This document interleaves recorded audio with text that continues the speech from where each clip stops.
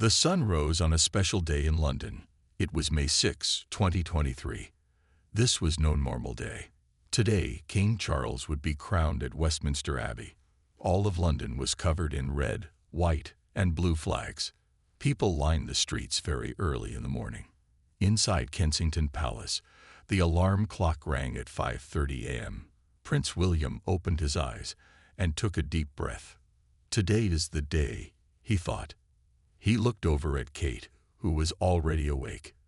Their big day would start now. "Are you ready for today?" Kate asked softly. She reached over and held William's hand. They both knew this day would change their lives. William was now the Prince of Wales. His father would become king. This made William next in line for the throne. "I think so," William said. "I just hope the children will be okay with all the attention." They had 3 children: George, age 9, Charlotte, age 8, and Louis, age 5. All 3 would join them at the coronation. This was not common in royal history. Usually, young children did not attend such big events. The royal helpers came into the room. They brought William's special uniform. It was dark blue with gold buttons and many medals. These medals showed his service to the country and his royal rank. In another room, Kate's helpers brought her outfit. She would wear a royal blue dress with silver designs.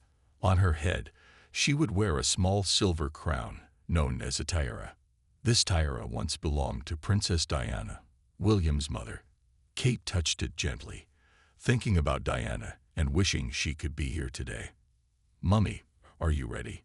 Charlotte called, running into the room. She wore a pretty white dress with flowers in her hair. Kate smiled at her daughter. "You look beautiful, my darling," Kate said.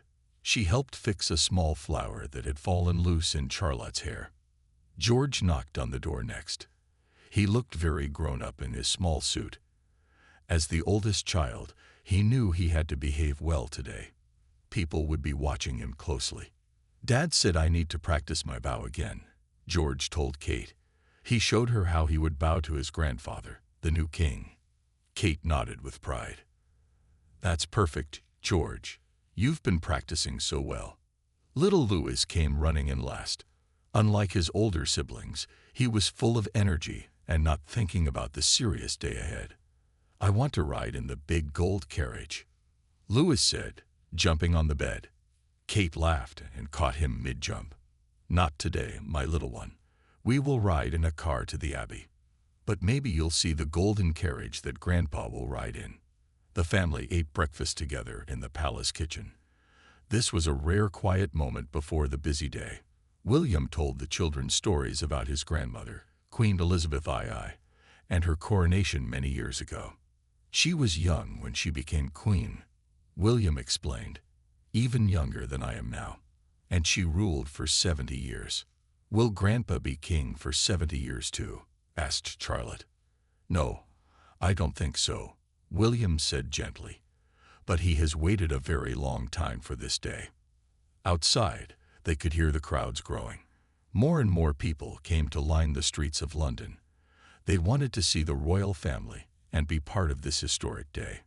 A royal helper came into the room. "Your Royal Highnesses, the cars will be ready in 30 minutes.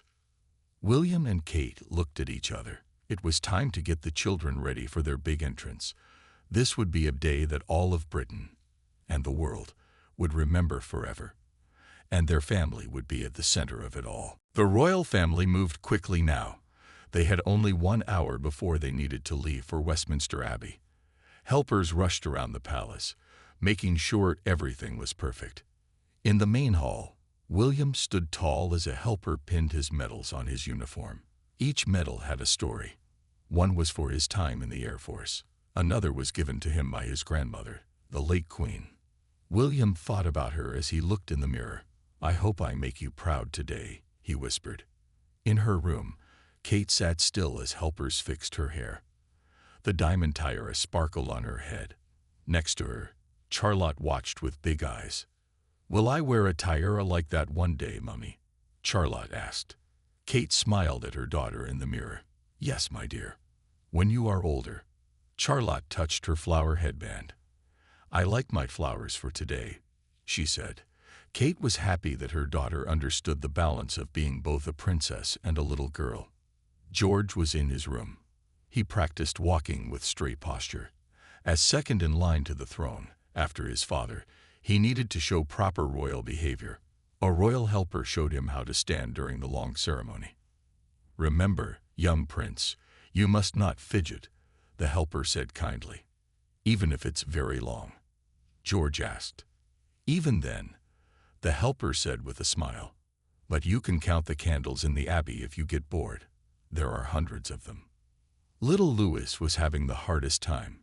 He did not want to wear his fancy clothes. Too tight. He complained as a nanny tried to fix his small blue suit. "Want my cars instead?" William came in and knelt beside his youngest son. "Louis, do you know what special job you have today?" he asked. Louis shook his head. "You need to make Great Aunt Anne smile. She looks very serious at these big events. Can you wave to her when you see her?" Louis liked this idea. He had a special wave that made everyone laugh. He let the nanny finish dressing him without more complaints. Downstairs, security officers checked their watches. Outside, police lined the streets.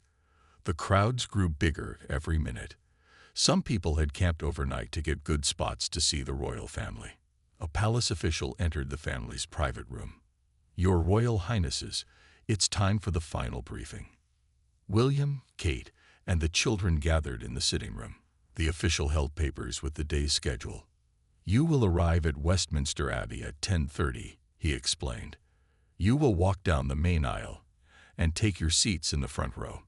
The ceremony begins at 11 o'clock sharp when His Majesty arrives." The children listened carefully.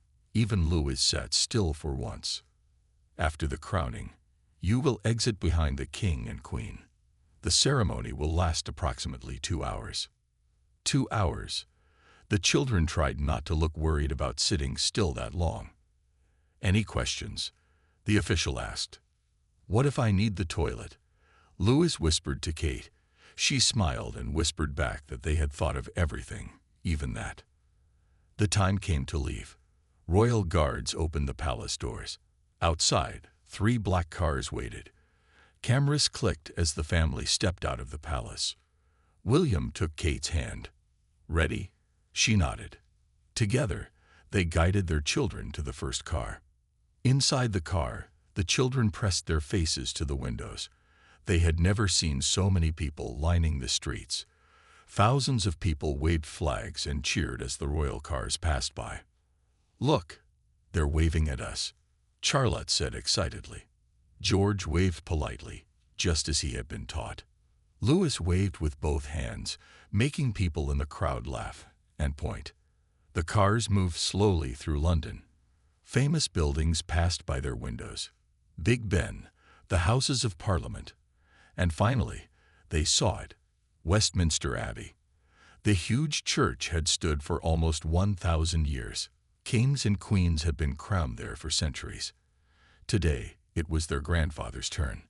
As they got closer, they could see the Abbey doors were open. Red carpet stretched out from the entrance. Soldiers in bright red uniforms and tall black hats stood in perfect lines. The first car stopped. It was time for Prince William, Kate, and their children to make their entrance. The car door opened. A royal guard in a red uniform stood ready. Prince William stepped out first. He turned and offered his hand to Kate. She stepped out gracefully, her blue dress shining in the morning sun. The crowd cheered loudly. Now it was time for the children. George came out first, walking tall like his father. Charlotte followed, giving a small wave to the people. Louis bounced out last, his eyes wide at all the noise and colors. "Stay close," William said to the children. The family stood together for a moment. Cameras flashed all around them. This picture would be in newspapers around the world tomorrow. They began walking toward the Abbey doors. The red carpet felt soft under their feet.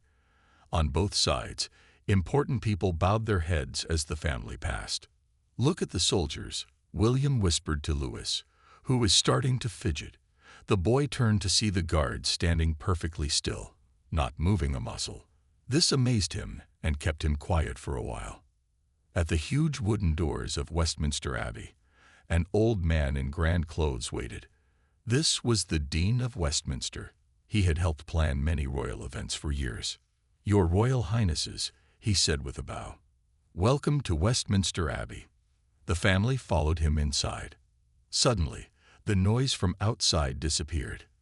The Abbey was quiet and cool. The ceiling was so high it seemed to touch the sky. Colorful light came through the stained glass windows. "Wow," whispered Charlotte, looking up. Kate smiled and squeezed her daughter's hand. The dean led them down the long center aisle. The Abbey was already full of people. Kings and queens from other countries sat in special seats. Famous people from Britain and around the world watched as William, Kate, and the children walked by. George noticed everyone was looking at them. He kept his back straight and his eyes forward, just as he had practiced. Charlotte copied her brother. Only Louis seemed unworried, looking at everything with curious eyes. They reached their seats in the front row. These seats had special meaning. They were on the right side, showing that William was the heir to the throne. Kate helped the children sit down. "Remember, we need to be very quiet now," she whispered. Music began to play. The huge organ pipes at the back of the Abbey filled the space with deep, beautiful sounds. A choir of 60 people in white robes began to sing. Their voices rose to the high ceiling. "It's like heaven," Charlotte whispered to her mother. Kate nodded. The Abbey was filled with amazing sights. Golden objects sat on the altar. The famous coronation chair, over 700 years old, waited in the center. The crown, covered in jewels, sat on a red pillow. William leaned over to his children. "That crown has been worn by kings and queens for hundreds of years," he told them. "Today Grandpa will wear it." The music changed. Everyone in the Abbey stood up. The huge doors opened again. King Charles had arrived. "Stand tall," William whispered to his children. They all stood straight as they watched their grandfather enter. King Charles walked slowly down the aisle. He wore a heavy red robe with white fur trim. 2 helpers had to carry the end of his robe because it was so long. The Queen walked behind him in her own beautiful robe. As the king passed the front row, he gave a small nod to William and the family. It was a private moment between grandfather, son, and grandchildren in the middle of this very public event. Louis, remembering his special job, gave his funny wave to Great-Aunt Anne, who sat nearby. To everyone's surprise, she broke into a smile and winked at the young prince. The king reached the coronation chair and stood before it. The Archbishop of Canterbury, the most important church leader in England, stepped forward. The coronation ceremony was about to begin. The ceremony began with a loud trumpet sound. Everyone in Westminster Abbey stood very still. King Charles sat on the coronation chair, looking straight ahead. The chair itself was special, made of oak wood in the year 1300. Almost every king and queen of England had sat in this same chair. The Archbishop of Canterbury stood in front of the king. He wore white and gold robes. In his hands, he held a book with gold writing on it. "Look at his sparkly coat," Louis whispered to Charlotte. Kate gently put her finger to her lips to remind him to be quiet. The Archbishop began to speak. His voice was strong and filled the huge space. "We are gathered here today to crown His Majesty, King Charles II." William watched his father carefully. He knew his father had waited many years for this moment. Charles was 74 years old, the oldest person ever to become King of England. The first part of the ceremony was called the recognition. 4 men in special clothes walked to the 4 sides of the Abbey. At each side, they shouted out, "I present to you King Charles, your true king. Are you willing to serve him?" Each time, the crowd answered, "God save King Charles." George's eyes grew wide. He had practiced this part at home, but hearing the real voices echo in the Abbey was much more exciting. Next came a special part called the anointing. Workers brought out a screen with gold designs on it. They placed it around the king so no one could see him. This was a private moment between the king and God. "What's happening?" Louis asked, trying to peek around the screen. "The Archbishop is putting holy oil on Grandpa," William explained quietly. "It's a very old tradition. Like when we put cream on a sunburn," Louis asked. Kate tried not to laugh. "Something like that," William said with a smile. After the anointing, the screen was taken away. King Charles now wore a white shirt called a colobium cindonis. It looked simple compared to his earlier grand robes. The Archbishop brought forward many special objects one by one. There was a golden ball called the orb, a fancy stick called the scepter, and golden bracelets. Each object had a meaning about the king's duties to the country and to God. Charlotte watched with great interest. She loved all the shiny golden objects. Her eyes never left the ceremony. As the ceremony went on, George noticed something. His father, William, seemed to be blinking more than usual. When he looked closer, he could see that his father had tears in his eyes. George had never seen his father cry before. He reached over and touched William's hand. William looked down at his son and smiled. No words were needed. The most important moment was coming. The Archbishop lifted the crown high for everyone to see. It sparkled with jewels, diamonds, rubies, and sapphires. In the center was one huge purple stone called the Imperial State Crown. Louis couldn't help himself. "It's so shiny," he said, a bit too loudly. A few people turned to look, but most smiled kindly. They understood how hard it was for a 5-year-old to stay quiet for so long. The Archbishop slowly lowered the crown onto the king's head. The exact moment the crown touched Charles's head, bells began to ring all across London. In parks around the country, soldiers fired their guns in salute. Even on ships at sea, sailors honored the moment. William and Kate looked at each other. Their children watched with amazement. This was a moment they would remember all their lives. "Long live the king," the Archbishop called out. "Long live the king," everyone repeated. The sound of thousands of voices filled the Abbey. King Charles II was now officially crowned. But the ceremony was far from over. After the crowning, King Charles stood up from the ancient chair. The heavy crown sat firmly on his head. He walked slowly to a newer, more comfortable throne nearby. This throne had gold arms and red velvet cushions. Now came an important moment for Prince William. He walked forward from his seat, leaving Kate and the children watching proudly. The Abbey went quiet as he approached his father. William knelt before the king. Even though this was his father, today he was also his king. William said special words that had been said by princes for hundreds of years. "I, William, Prince of Wales, pledge my loyalty to you. I will serve you with faith and truth, so help me God." He then stood and kissed his father on the cheek. Louis tugged at Kate's sleeve. "Is Daddy in trouble? Why is he saying sorry?" he whispered. "He's not saying sorry," Kate explained quietly. "He's making a promise to Grandpa." Other royal family members came forward to make the same promise. Each one knelt before the king.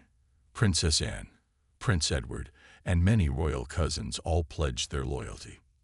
Next, it was time for the church leaders and government officials to make their promises to the king. The Archbishop, the Prime Minister, and other important people all knelt before Charles. Charlotte leaned toward George. "This is taking a very long time," she whispered. George nodded. They had been sitting for over an hour now. "Count the candles," George whispered back, remembering what the helper had told him. "I've counted 236 so far." Charlotte began counting the flickering candles around the Abbey. This kept her busy for a while. Louis was having a harder time sitting still. He started to fidget in his seat. Kate reached into her small bag and pulled out a tiny toy car. She had brought it just in case. Louis took it happily and played quietly with it on his lap. The ceremony continued with more prayers and songs. The choir sang a new song that had been written just for this coronation. The music filled every corner of the ancient building. William returned to his seat beside Kate. She gave him a proud smile. He had done his part perfectly. "Will I have to do that one day?" George asked his father quietly. "Yes, but not for a very long time," William assured him. Now the king and queen were both crowned and sitting on their thrones. The archbishop gave a long speech about duty and service. He talked about how the king would serve the people, not the other way around. As the speech went on, Louis began to yawn. It was past his normal lunchtime. Kate gently stroked his hair, helping him stay calm. Suddenly, there was movement at the back of the Abbey. People turned to look. A group of children came walking down the center aisle. They wore white clothes and carried small gold boxes. "What are those?" Charlotte asked. "Those are gifts for the king," Kate explained. "It's a tradition." The children approached the throne and bowed.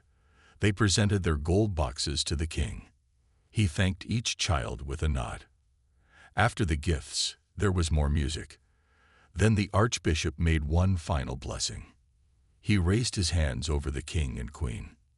"May God crown you with a crown of glory and righteousness," he said. The ceremony was coming to its end. It had lasted nearly 2 hours. King Charles and Queen Camilla stood up from their thrones. They would now walk out of the Abbey wearing their crowns and carrying their scepters. William turned to Kate and the children. "Almost done," he said with a smile. "You've all been so good." Even Louis had managed to sit through most of the ceremony without making too much noise. Now he was excited that they would soon be able to move around again. The royal family stood as the king and queen prepared to leave Westminster Abbey. But there was still one more surprise waiting for them outside. The Abbey bells began to ring loudly. This was the signal that the king and queen were ready to leave. King Charles and Queen Camilla stood at the front of the Abbey. They turned to face the long aisle. King Charles wore the heavy crown and held the golden scepter. Queen Camilla also wore a smaller crown that sparkled with diamonds. The choir began to sing a happy song. The sound of music filled the huge space. Very slowly, the king and queen began to walk down the aisle. Everyone stood up to show respect. William whispered to his children, "We will follow behind Grandpa and Grandma. Remember to walk slowly and keep your heads up." George, Charlotte, and Louis nodded. They had practiced this walk at home. Kate straightened Charlotte's dress and made sure Louis's little suit was tidy. As the king and queen passed by, William and his family stepped into line behind them. Other royal family members joined the line too. It was like a parade inside the church. Louis was excited to be moving at last. He had sat still for so long. Now he could walk and see all the important people who had come to the coronation.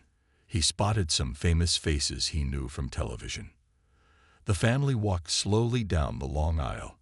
The Abbey was full of flowers, white roses, blue delphiniums, and red peonies. The flowers made the old stone building smell fresh and sweet. As they walked, Charlotte noticed that many people were looking at their family, not just at the king and queen. Some people smiled at her, and she gave a small wave back. "People are watching us too," she whispered to George. "We're part of history today," George whispered back. He sounded much older than his 9 years. At the big wooden doors of the Abbey, the archbishop said a final prayer. Then the doors were pulled open. Bright sunlight streamed in, making everyone blink after the dim light inside. Outside, they could hear a roar. It was the sound of thousands of people cheering. The crowds had waited for hours to see the newly crowned king and queen. Louis's eyes went wide. "That's so loud," he said, covering his ears for a moment. Kate bent down and whispered, "It's okay. They're just very happy to see Grandpa with his new crown." As they stepped outside, the noise grew even louder. The steps of Westminster Abbey were covered with red carpet. At the bottom, a golden carriage waited. It was the famous gold state coach, used by kings and queens for over 250 years. 8 white horses stood ready to pull the carriage. The horses wore red and gold decorations. Men in red uniforms held the horses steady. King Charles and Queen Camilla paused at the top of the steps. They turned and waved to the crowds. Everyone cheered even louder. William and Kate guided their children to stand just behind the king and queen. The whole royal family formed a perfect picture on the steps of the ancient abbey. Photographers from all over the world took pictures. These photos would be in history books someday. Louis gave his famous big wave that made the crowds laugh and cheer. The family watched as King Charles and Queen Camilla walked down the steps to the gold carriage. Helpers opened the carriage door. The king and queen stepped inside carefully because of their heavy robes and crowns. Once they were inside the carriage, the door closed. The 8 white horses began to move. The golden carriage rolled forward slowly. People threw flowers in its path. Now it was time for William, Kate, and their children to get into their own carriage. Unlike the king's ancient golden one, their carriage was newer and more comfortable. "Can I sit by the window?" Louis asked excitedly. "Yes, but remember to wave nicely," Kate said as they approached their carriage. The family climbed in and settled on the soft seats. Through the windows, they could see the crowds stretching all the way down the London streets. The famous parade after the coronation was about to begin. The royal parade began to move through the streets of London. First came soldiers on black horses. They wore bright red coats and tall, fuzzy black hats. Their shiny swords caught the sunlight as they rode. Behind them came the golden carriage with King Charles and Queen Camilla. The carriage bounced slightly on the road. The king held onto his heavy crown to keep it from sliding.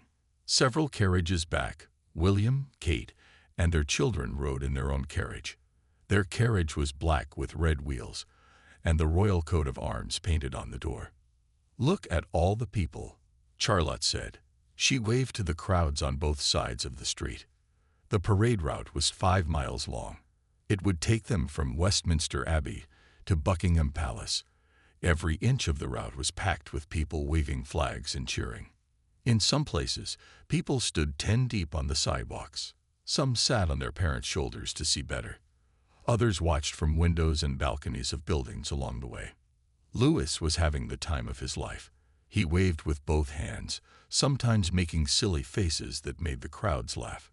Kate tried to settle him down, but William just smiled. "Let him enjoy it," William said. People love seeing the children being natural.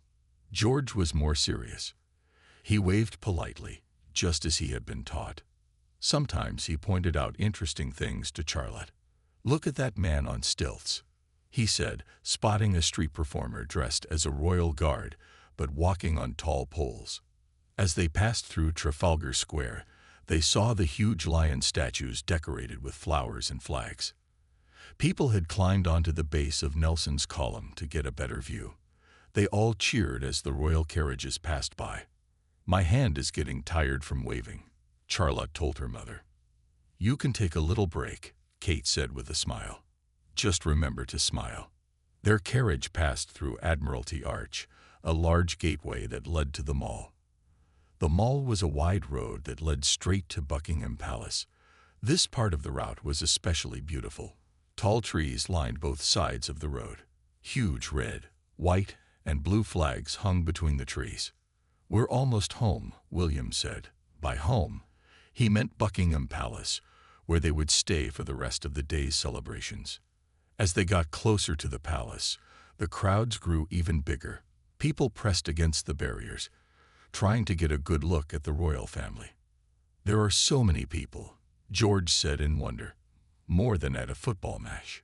"More than 100 football matches," William told him. "Over 1 million people have come to London today." The children could hardly believe that so many people would come just to see their grandfather become king. It made them understand how important their family was to the country. Finally, they'd reached the gates of Buckingham Palace. The golden gates swung open to let the carriages through. Behind them, the gates would stay closed to keep the public outside. The carriage drove through the gates and into the large courtyard of the palace. Here, more soldiers stood at attention. Their uniforms were different from the ones they had seen earlier. These were the palace guards in their famous red coats and bearskin hats. The carriage came to a stop at the steps of the palace. Footmen in red and gold uniforms rushed to open the carriage door. William stepped out first, then turned to help Kate and the children. Louis jumped down with a big smile. Being the youngest, he was less worried about being proper. Charlotte stepped down gracefully, holding her dress so she wouldn't trip. George exited with perfect posture, just like his father. The family stood together at the bottom of the steps. Above them, Buckingham Palace looked magnificent. The balcony where they would soon stand was decorated with red and gold fabric. "Now comes the best part," William told his children. They would soon go inside to prepare for the balcony appearance, the moment the whole world was waiting to see. Inside Buckingham Palace, everything was busy. Workers rushed around preparing for the balcony appearance. This was a tradition after big royal events. The king, queen, and royal family would stand on the balcony and wave to the crowds below. A helper led William, Kate, and the children to a special room. This room was just behind the balcony. Here, they would wait until it was time to go outside again. "Can we have some food now?" Louis asked. He was hungry after the long ceremony and parade. "Yes, there are some snacks for you," Kate said. A palace worker brought small sandwiches and fruit for the children. They ate quickly, careful not to drop crumbs on their nice clothes. While they waited, they could hear the crowd outside. The sound of thousands of people chanting, "We want the king," came through the windows. William checked his watch. "It's almost time," he said. "The king and queen will be here soon." As if on cue, the door opened. King Charles and Queen Camilla entered the room. The king had changed his clothes. Instead of the heavy robes, he now wore a military uniform with many medals. He still wore his crown, though. Everyone in the room bowed or curtsied to the king and queen. Even Louis remembered to bow, though his was more of a quick nod. "Grandpa, your crown is very shiny," Louis said. Everyone smiled at his simple comment. King Charles bent down to his grandson's level. "Would you like to touch it?" he asked. This was not something kings usually offered, but today was special. Louis reached out carefully and touched the edge of the crown. "It's heavy," he said with big eyes. "Yes, very heavy," the king agreed. "That's why kings and queens must be strong." A palace official entered the room. "Your Majesty, it's time," he said with a bow. King Charles nodded. He took Queen Camilla's hand. Together, they walked to the balcony doors. William, Kate, and the children followed behind them. The balcony doors opened. Bright sunlight streamed in. The sound of the crowd grew much louder. King Charles and Queen Camilla stepped out first. The cheers grew even louder when the people saw their new king and queen. William took Kate's hand. With their children between them, they followed onto the balcony. The mall, the long road leading to the palace, was filled with people as far as they could see. Red, white, and blue flags waved everywhere. "Wow," George said quietly. He had seen crowds before, but never this big. The royal family spread out along the balcony. The king and queen stood in the center. William, Kate, and their children stood to their right. Other royal family members stood to their left. Louis, always the most excited, started waving with both hands again. The crowds loved it and cheered even louder. Charlotte copied her brother, giving her own royal wave. George stood tall like his father, waving more formally. Suddenly, the crowd began to count down. 10, 9, 8. The children looked confused. "What's happening?" Charlotte asked her mother. "Just wait and see," Kate said with a smile. 3, 2, 1.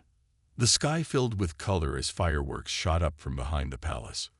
Red, blue, green, and gold lights exploded above them. The noise was tremendous. Louis covered his ears but kept his eyes wide open, watching the amazing display. More fireworks formed shapes in the sky. A crown, the Union Jack flag, and even the letters CR for Charles Rex, which meant King Charles in Latin.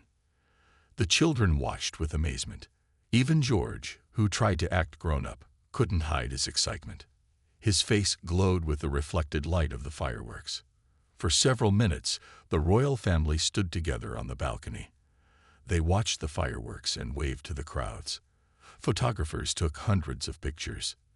This moment would be on the front page of newspapers around the world tomorrow. After the fireworks ended, the royal family stayed on the balcony for a few more minutes. They waved to the crowds one last time. Then King Charles gave a small nod. It was time to go back inside. As the balcony doors closed behind them, the children let out a big breath. It had been a long, exciting day. Louis yawned and leaned against his mother's side. "You were all wonderful today," William told his children. The perfect royal family. Inside the palace, the day's events were not quite over. There would be a special lunch for all the important guests who had attended the coronation. Kings, queens, presidents, and prime ministers from other countries would join them. "Do we have to go to the lunch?" Charlotte asked. Her feet were starting to hurt in her pretty shoes. "Just for a little while," Kate said. "Then you can change into comfortable clothes." The family walked through the grand halls of Buckingham Palace. The walls were covered with famous paintings. Golden decorations shone in the light from huge crystal chandeliers. The red carpet felt soft under their tired feet. They entered the state dining room. The room was enormous, with high ceilings and gold-trimmed walls. A long table stretched down the middle. It was set with the finest china plates, crystal glasses, and silver cutlery. Fresh flowers made colorful centerpieces down the entire length of the table. Many important people were already waiting. They all stood when the king and queen entered. William, Kate, and the children followed behind. The king and queen took their seats at the head of the table. William and his family sat nearby. The children had special seats with extra cushions so they could reach the table properly. As they sat down, Louis whispered to his father, "Are we allowed to eat with our fingers?" William smiled and whispered back, "Not today. Remember to use your fork and knife like we practiced." The meal began with a special soup. It was served in bowls that had the king's new royal seal painted on them. Next came a main course of roast beef and vegetables. The children were surprised to see that even the carrots were cut into crown shapes. During the meal, many people came to speak to William and Kate. They told them how well-behaved their children had been. George, Charlotte, and Louis said thank you politely, just as they had been taught. As the meal went on, Louis began to fidget more. Kate could tell he was getting very tired. She caught William's eye and gave a small nod. It was time for the children to leave. A palace helper came to take the children to their rooms. They said goodbye to their grandfather and grandmother. The king gave each child a small pat on the head. "You made me very proud today," he told them. As the children left the dining room, they could hear the adults continuing their meal.